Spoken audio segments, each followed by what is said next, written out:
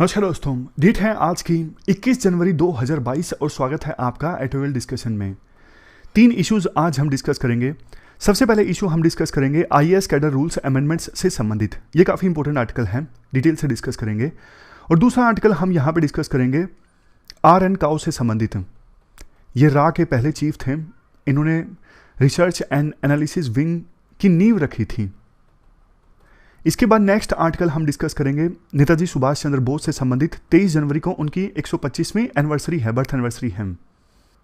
इसके बाद क्वेश्चन देख लीजिए जो आपको अटेम्प्ट करना है। Highlight the differences in the approach of Subhash Chandra Bose and Mahatma Gandhi in the struggle for freedom. UPSC ने इस प्रकार का क्वेश्चन पूछा था। इसके बाद देखो एक कोट है लियो टोल्स्टॉय का, everyone thinks of changing the world but no one thinks of changing himself. Philosophical quote है, आप ट्राई कीजिए। कल हम इसको डिस्कस करेंगे। देखो शुरू में ना एथिक्स के पर्सपेक्टिव से देखिए, उसके बाद एसे के पर्सपेक्टिव से भी देखेंगे। मतलब अभी आपको इस क्वेश्चन का आंसर देना है 150 वर्ड्स में। एज्यूम कीजिए कि ये जो क्वेश्चन है ना, ये पूछा गया है एथिक्स में और आपको 150 वर्ड्स में इस क्वेश्चन का आंसर देना है। थॉट प्रोसेस धीरे धीरे डेवलप होनी चाहिए ना, तो सोच के देखिए कि एथिक्स में इस क्वेश्चन का आंसर लिखना हो तो क्या लिखोगे। कल हम इसको डिस्कस करेंगे। चलिए अब डिस्कशन स्टार्ट करते हैं। First important article IAS cadre rules amendments से संबंधित है। आप जीएस पेपर सेकंड के इस टॉपिक से आर्टिकल को रिलेट कर सकते हो। देखो बेसिक्स की बात हम पहले करते हैं। Rule number 6 section number 1 of IAS cadre rules 1954।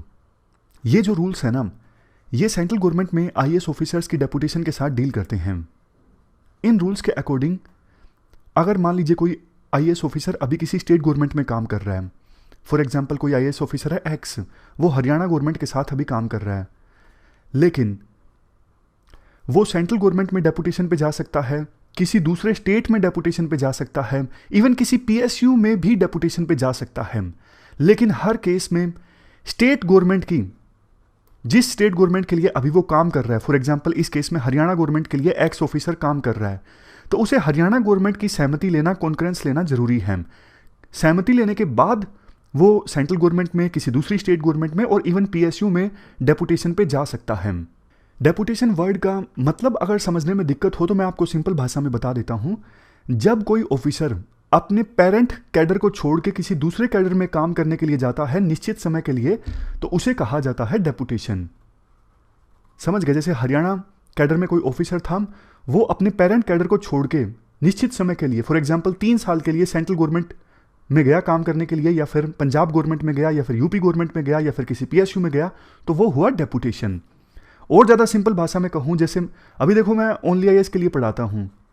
मान लीजिए मेरा पेरेंट कैडर ओनली आईएएस है, इसको छोड़ के जो एक और ओनली आईएएस का सिस्टर चैनल है ओनली पीसीएस, यहाँ पे जाके मैं पढ़ाने लगूँ 1 साल के लिए, तो मतलब मेरी डेपुटेशन हो गई ओनली पीसीएस में। समझ गए?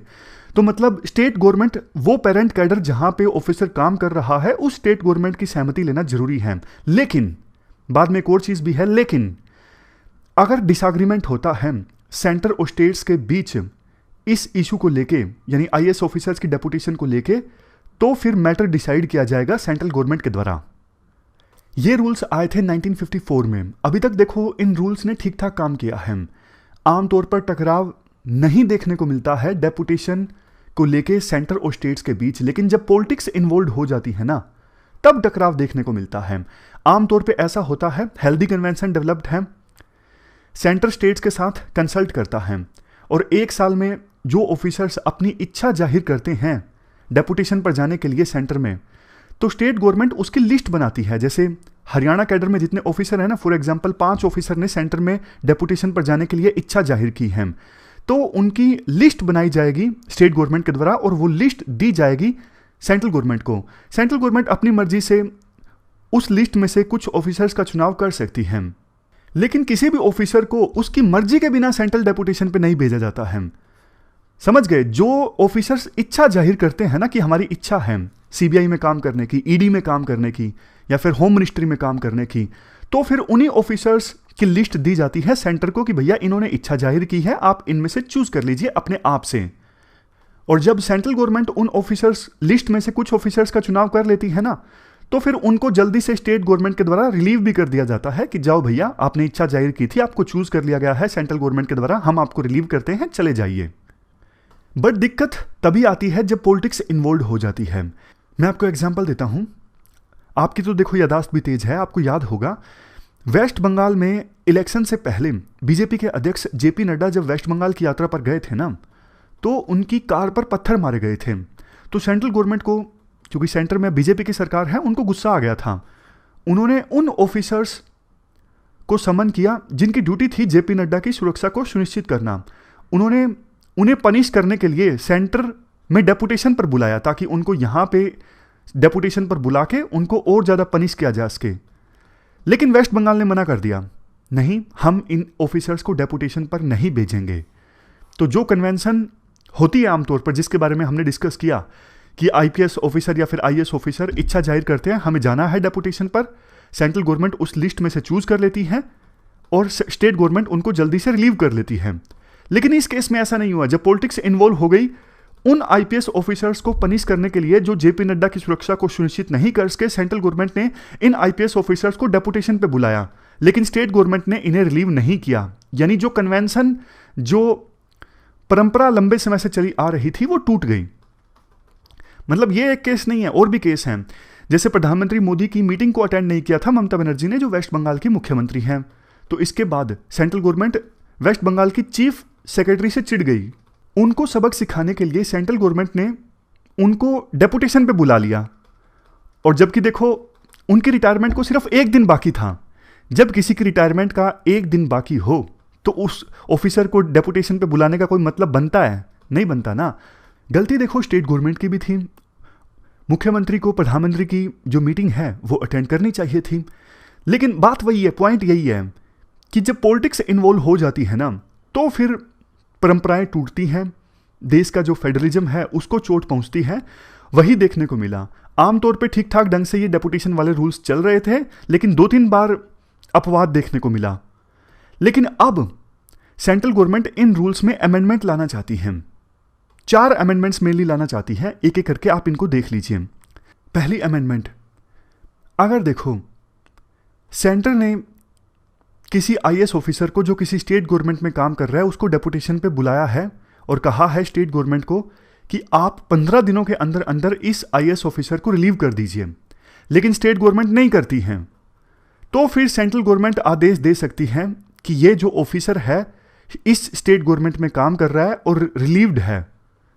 मतलब स्टेट गवर्नमेंट अगर किसी आईएएस ऑफिसर या आईपीएस ऑफिसर को रिलीव करने में आनाकानी करती है, डिले करती है, तो फिर सेंट्रल गवर्नमेंट अपने तरफ से आदेश जारी कर सकती है उस आईएएस या फिर आईपीएस ऑफिसर के रिलीव होने का। ये पहली अमेंडमेंट है। दूसरी अमेंडमेंट, पहले तो देखो ये हुआ करता था कि आईएएस आईपीएस ऑफिसर्स यानी ऑल इंडिया सर्विस के ऑफिसर्स खुद अपनी इच्छा प्रकट करते थे कि हमें सेंटर में जाना है डेपुटेशन पर काम करने के लिए। तो सिर्फ वही ऑफिसर्स जो अपनी इच्छा व्यक्त करते थे ना, उनकी लिस्ट बनती थी। लेकिन अब तो सेंटर ने कहा है हम बताएंगे कि हमें इस स्टेट गवर्नमेंट से कितने ऑफिसर्स डेपुटेशन पर चाहिए। फॉर एग्जांपल सेंटर ने महाराष्ट्र को कह दिया हमें 10 ऑफिसर डेपुटेशन पर चाहिए, तो महाराष्ट्र को 10 ऑफिसर्स के नाम देने पड़ेंगे। तीसरा पॉइंट, तीसरा अमेंडमेंट, अगर सेंटर और स्टेट के बीच में ऑफिसर्स की डेपुटेशन को लेकर डिसएग्रीमेंट होता है तो मैटर को डिसाइड किया जाएगा सेंट्रल गवर्नमेंट के द्वारा। और सेंट्रल गवर्नमेंट के द्वारा जैसे भी मैटर को डिसाइड किया जाता है विद इन स्पेसिफाइड टाइम कुछ भी हो सकता है, 15 दिन, 1 महीना, जो सेंट्रल गवर्नमेंट बोले, तो with in specified time state government को सेंट्रल गवर्नमेंट के फैसले को इंप्लीमेंट करना होगा।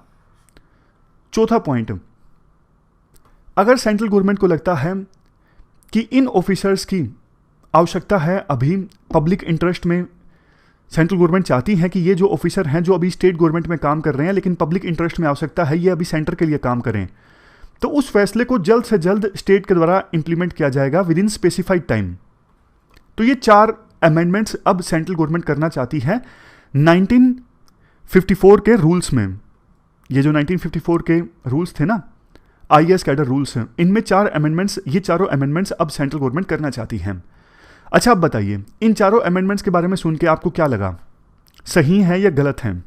मुझे पता है 2-3 पॉइंट्स आपके मन में कौन से आए होंगे। सबसे पहले तो आपके मन में ये आया होगा, यार ये सेंट्रल गवर्नमेंट की क्या दादागिरी है स्टेट गवर्नमेंट के ऊपर रोब जमाने की। मतलब ये सिंपल भाषा में आपके मन में पॉइंट आया होगा। लिखोगे आपको लैंग्वेज आपकी इस प्रकार से होगी, this is against the federal spirit of our constitution. संविधान में आपको पता है स्टेट गवर्नमेंट जो है ना वो सेंट्रल गवर्नमेंट का ऑर्गन नहीं है।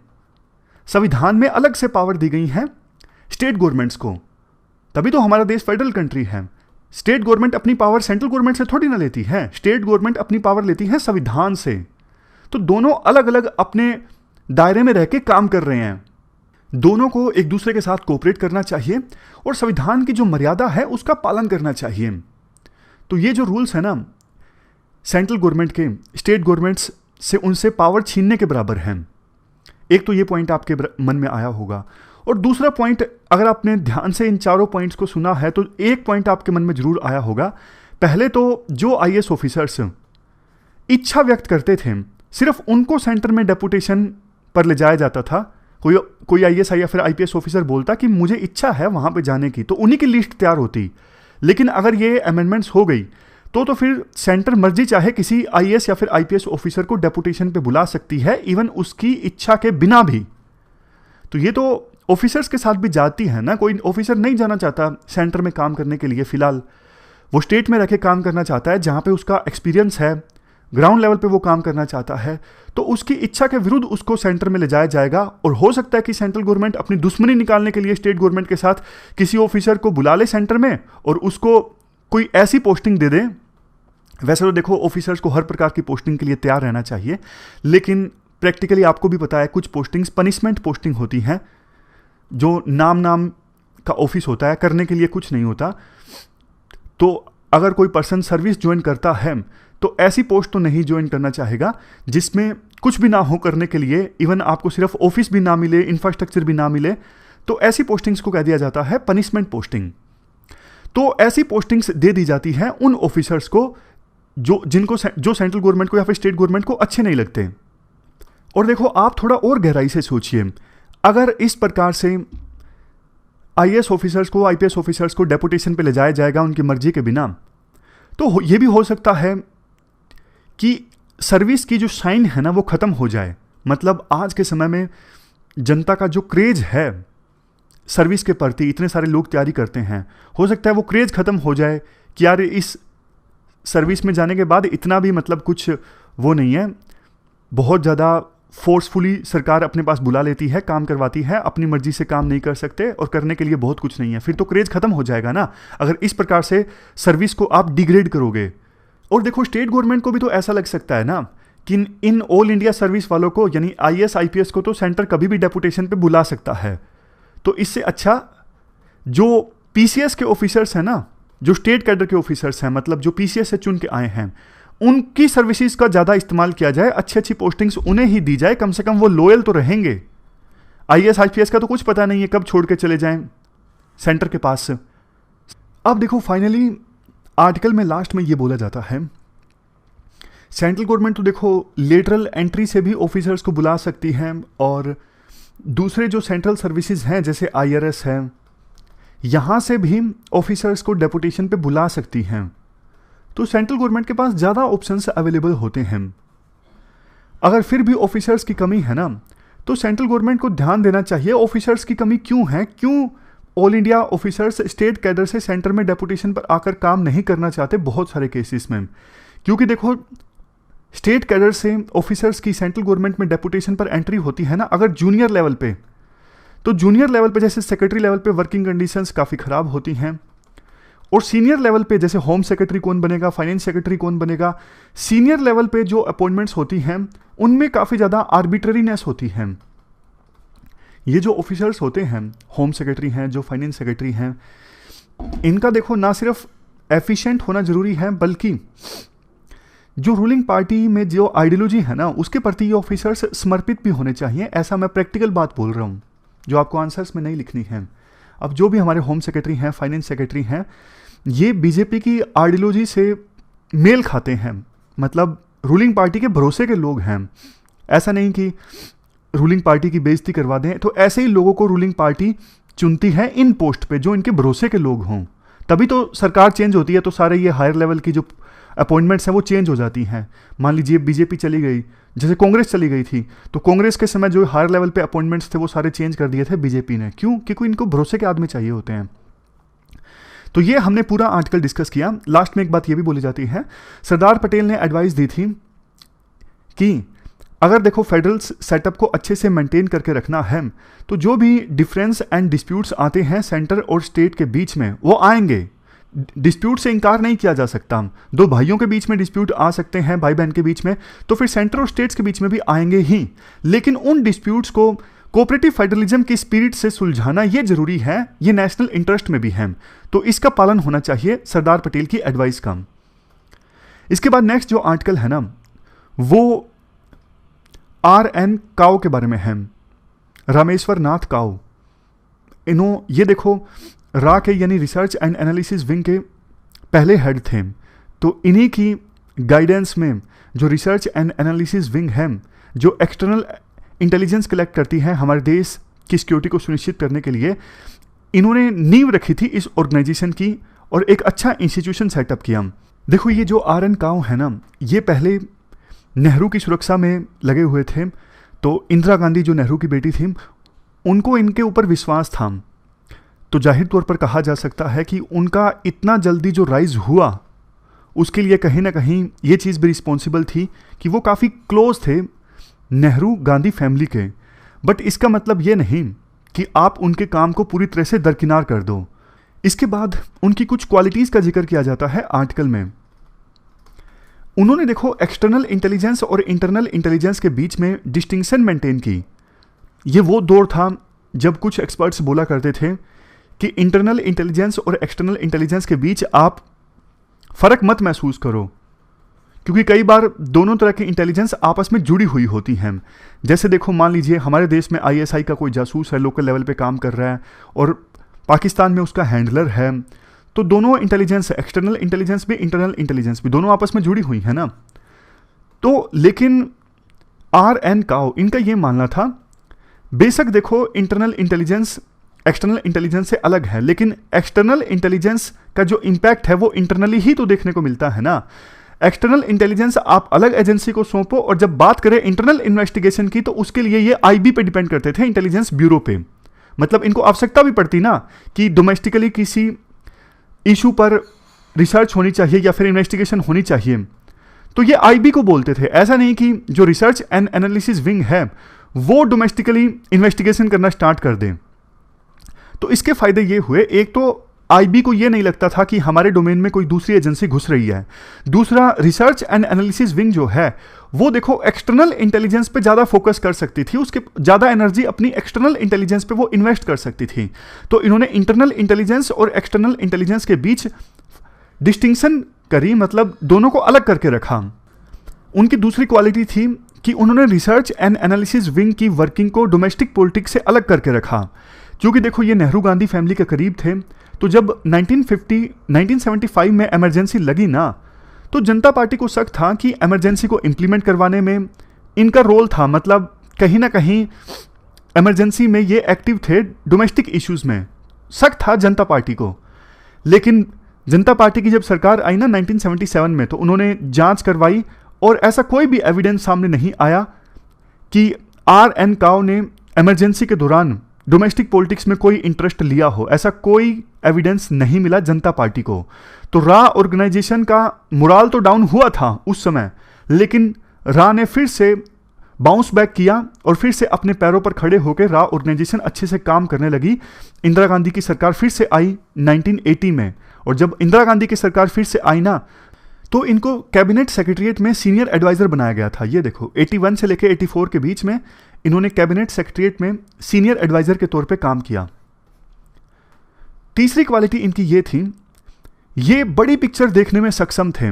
मतलब एक समय में ये बड़ी पिक्चर भी देख लेते थे और छोटी से छोटी डिटेल पर ध्यान भी दे देते थे। जैसे बांग्लादेश को जब लिबरेट करवाया इंडिया ने पाकिस्तान से, तो उस समय एक्सटर्नल इंटेलिजेंस ने बहुत बढ़िया रोल प्ले किया और RN काओ ने भी बहुत बढ़िया ढंग से लीड किया उस समय रिसर्च एंड एनालिसिस विंग को। इसके अलावा 1980s में यूएसए के साथ रिलेशंस इंप्रूव करने की बात हो या फिर सिक्किम का इंडिया में मर्जर की बात हो, हर केस में RN काओ के नेतृत्व में एक्सटर्नल इंटेलिजेंस ने बहुत बढ़िया रोल प्ले किया। लीडर्स का जो विजन होता था, जैसे इंदिरा गांधी का जो विजन है, उस विजन को ग्राउंड रियलिटी पर उतारने का काम किया RN काओ ने। चौथी क्वालिटी ये है, वो अपने ऑफिसर्स पर भरोसा करते थे। ऑफिसर्स के काम में, मतलब अगर किसी ऑफिसर को मिशन दे दिया तो फिर उसको ऑटोनॉमी दी जाती थी ताकि वो ऑफिसर अपनी स्किल, अपनी इनोवेशन का इस्तेमाल करते हुए उस मिशन को पूरा करे। अगर गाइडेंस की आवश्यकता होती थी तो वो हमेशा तैयार रहते थे। कोई भी पर्सन देखो अपने आप से कुछ नहीं होता, टीम वर्क बहुत ज़्यादा जरूरी है। तो यही आर्टिकल में बोला जाता है, अगर रिसर्च एंड एनालिसिस विंग ने अच्छा काम किया, इस ऑर्गेनाइजेशन के हेड ने यानी RN काओ ने अच्छा काम किया, तो उसमें रिसर्च एंड एनालिसिस विंग के जो ऑफिसर्स थे ना, उनका भी बहुत बड़ा रोल रहा। ऑफिसर्स पर ट्रस्ट करते थे RN काओ, उनको विपरीत परिस्थिति में सपोर्ट करते थे, तो इसी वजह से ऑफिसर्स ने भी उन पर ट्रस्ट किया। इसके बाद उनकी अगली क्वालिटी का जिक्र किया जाता है, वो देखो सेल्फ प्रोजेक्शन में विश्वास नहीं रखते थे। देखो एक चीज मुझे आप बताइए, आप मानते हो या फिर इस बात को नहीं मानते हो, जो जितना अच्छा ऑफिसर होगा वो अपने सेल्फ प्रोजेक्शन में उतना ही कम विश्वास करेगा। बहुत सारे ऑफिसर्स आप आज के समय में देखते हो, छोटा छोटा काम भी करते हैं जो कि उनकी ड्यूटी है, उसको इस प्रकार से सेल्फ प्रोजेक्ट करते हैं जैसे लगता हो कि उनके पॉलिटिकल एम्बिशंस हैं, वो पॉलिटिक्स में आना चाहते हैं। अदरवाइज 64 के जो सिविल सर्विसेज के रूल्स हैं ना, उनके अनुसार एनोनिमिटी सिविल सर्विसेज की एक महत्वपूर्ण वैल्यू है।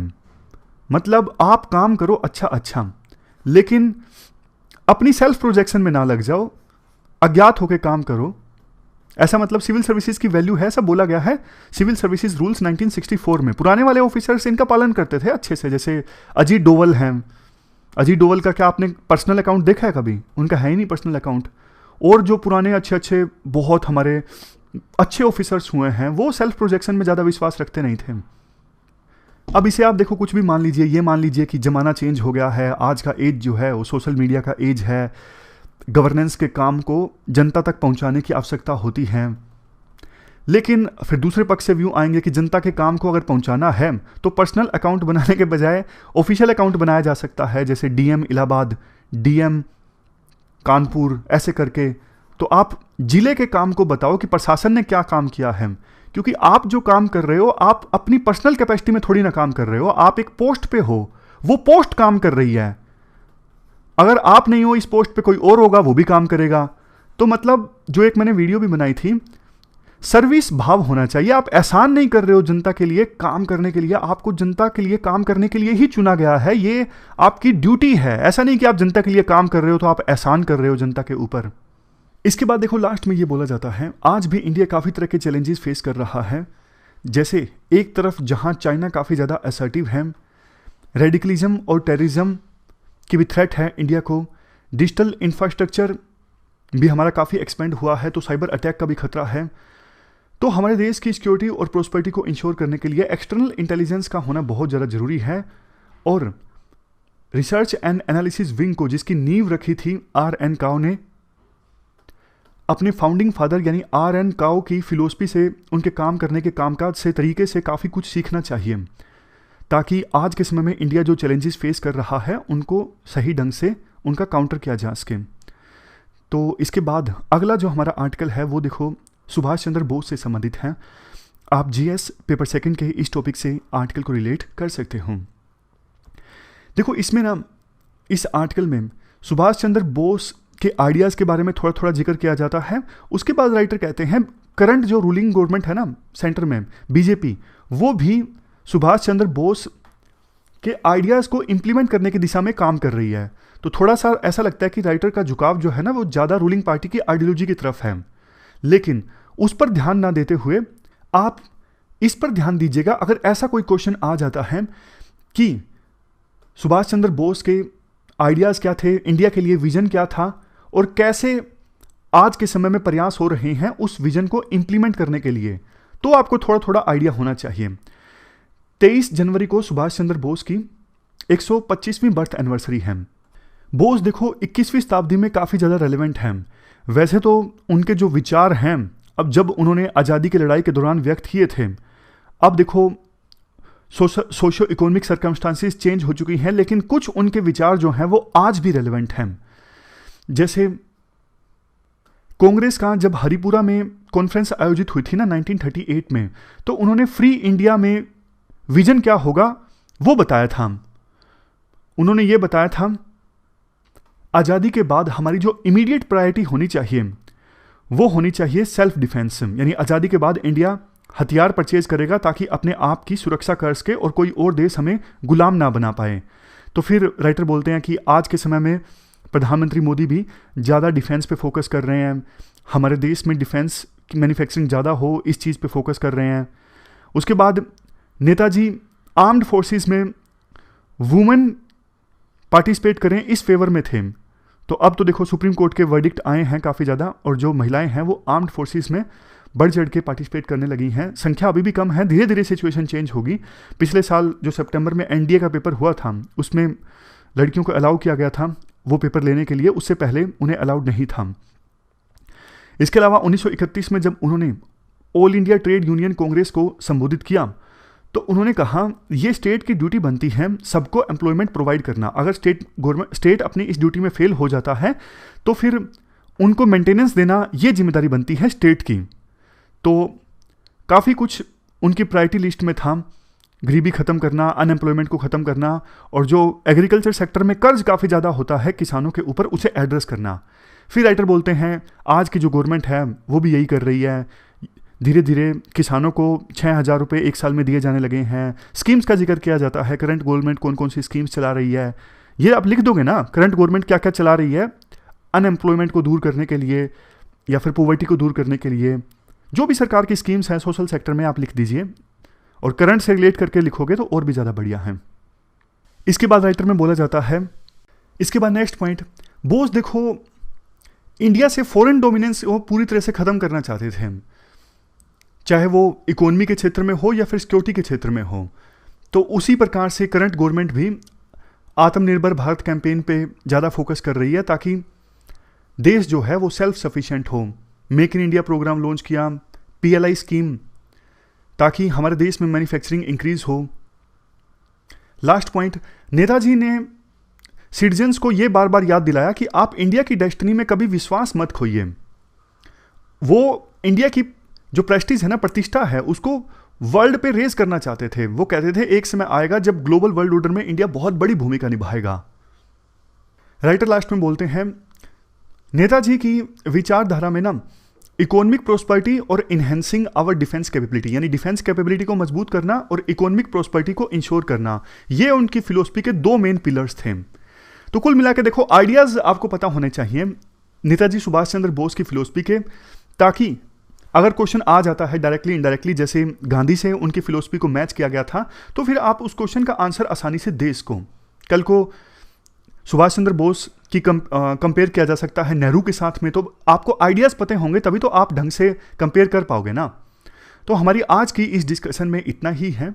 3 इश्यूज आज हमने डिटेल से डिस्कस किए। Thank you very much for discussion.